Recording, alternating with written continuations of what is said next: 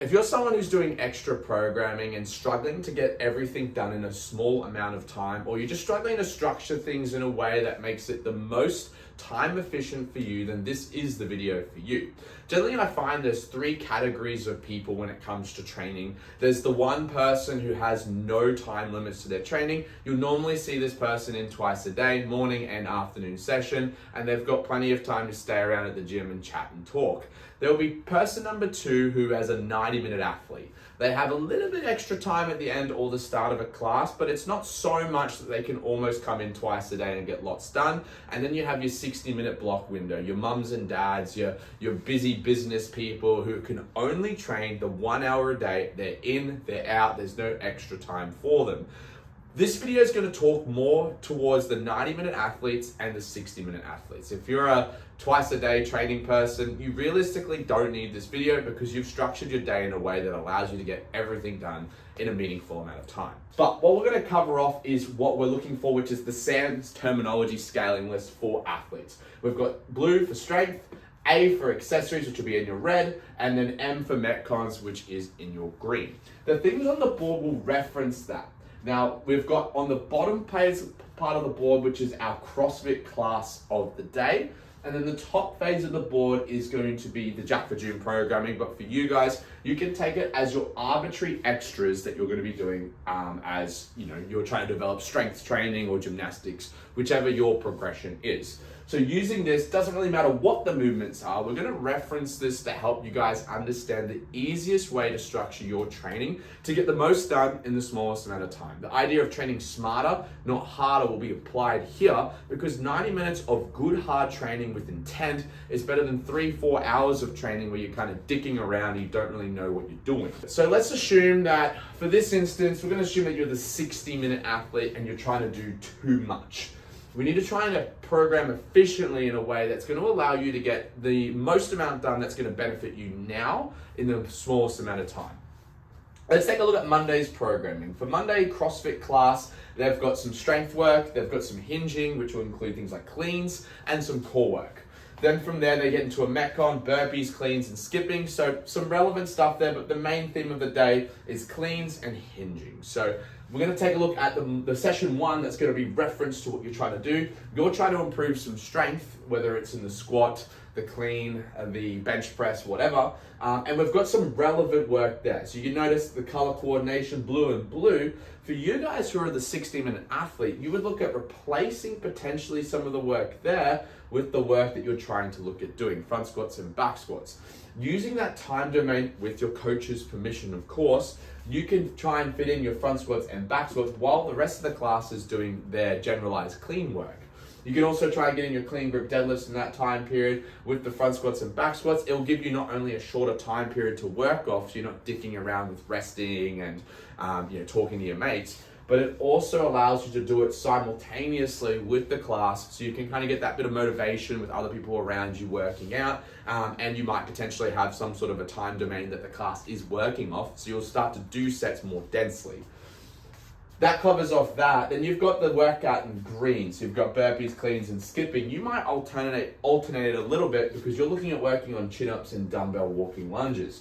You might replace the burpees with the walking lunges, the skipping with the chin-ups, and then you've got the cleans in there as well. And that'll tick off 90% of your extra work that you're trying to achieve outside the class in a class setting that allows you to do it with your friends. It allows you to be more involved in the community, but it also gives you the opportunity of getting what you need most pertinent to you done now. Most coaches that I know would be absolutely fine with that. Just have a quick conversation with them, be like, hey, this is what I'm trying to achieve. I want to do it in the class setting. Is that okay?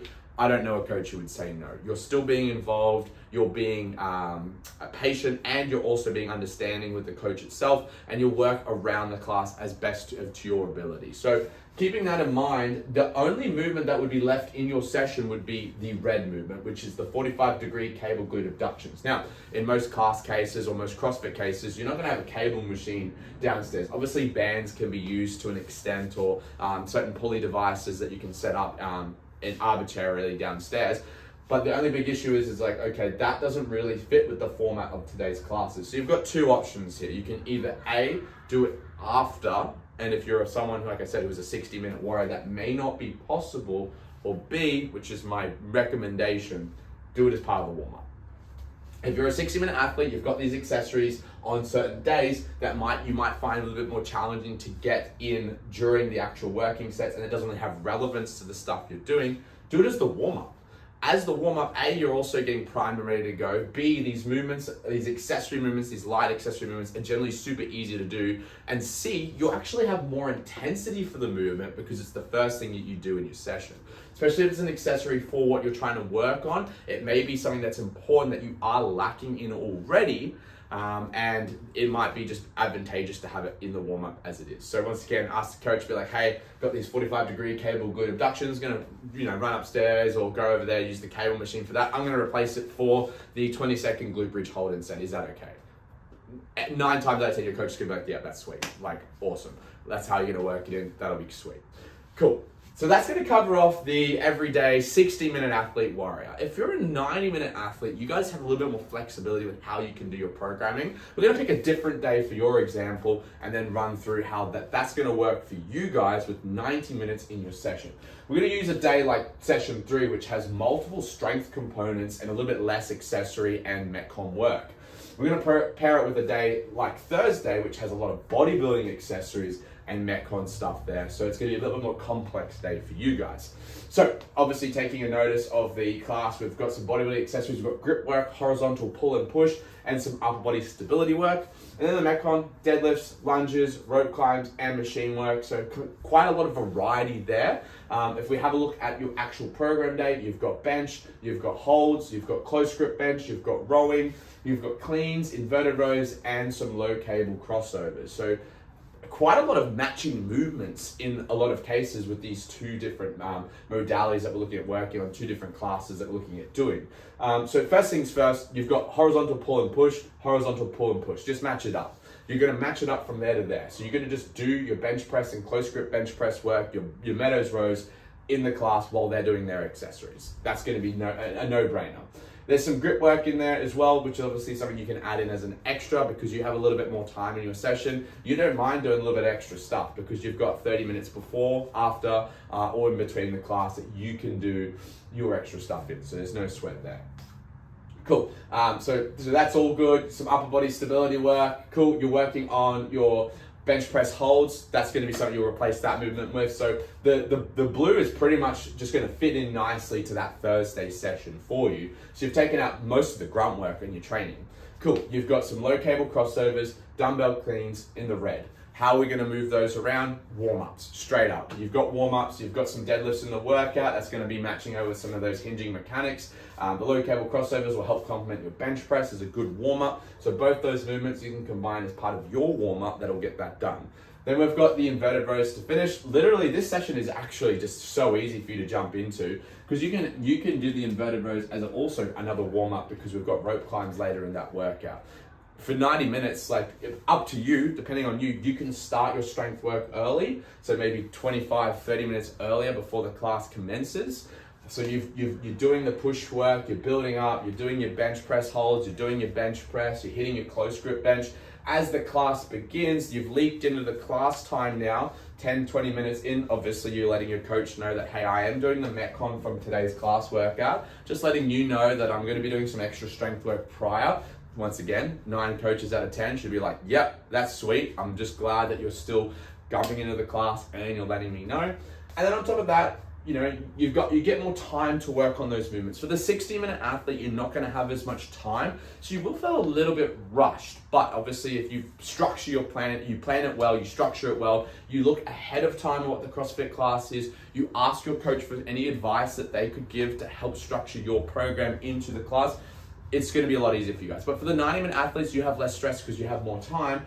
You're adding this in 30 minutes before, you're warming up using those other movements because you don't have to do them later. So three of the movements you've used for a warm-up, the rest of it you're starting to work through the bench. You finish your bench at the same time the class finishes their bodybuilding accessories. Guess what? Metcon time, you can join in the class Metcon. Your 90-minute session is compact, it's good, it's rewarding, and you're not stressed.